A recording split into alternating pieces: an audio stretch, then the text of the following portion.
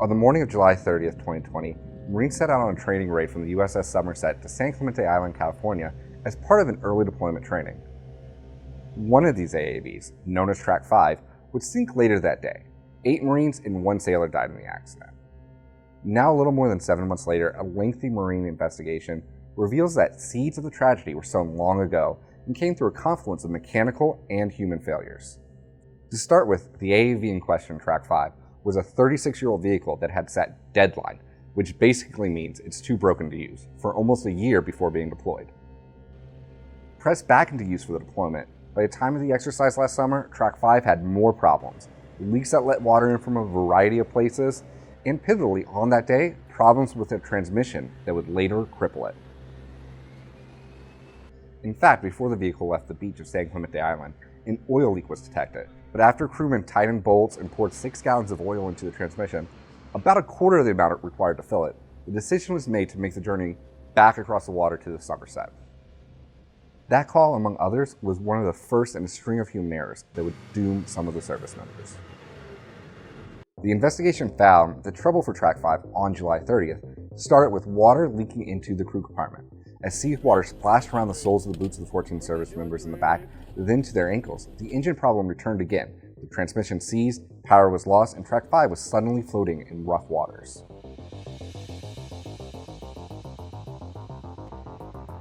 Interviews included in the report revealed that as water rose in the crew compartment, confusion started to set in. Without forward momentum, the pumps wouldn't keep up with the water collecting inside.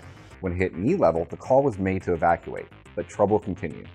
Communications were down, forcing the vehicle commander to begin waving the November flag, indicating that the vehicle may be sinking.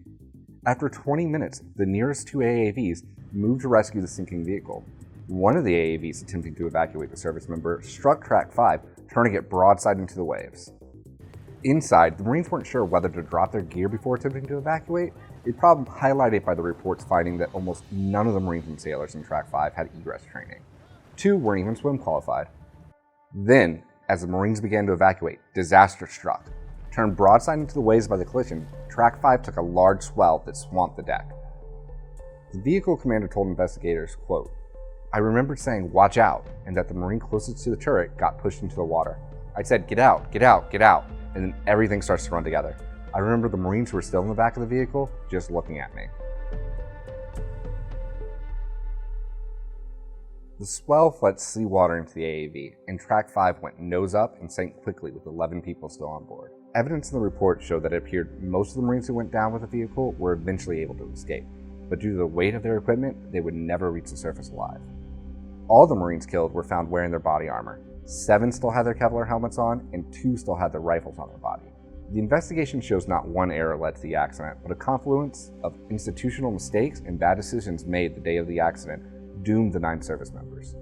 So far, 2 commanders have been fired for their role in the sinking, and the Marine Corps started taking dozens of actions to ensure the safety of Marines in future AAV operations. The Corps has launched an additional investigation into how these vehicles were chosen and why there were so many training lapses prior to the deployment. We'll keep following this story as it develops at Marine Corps Times.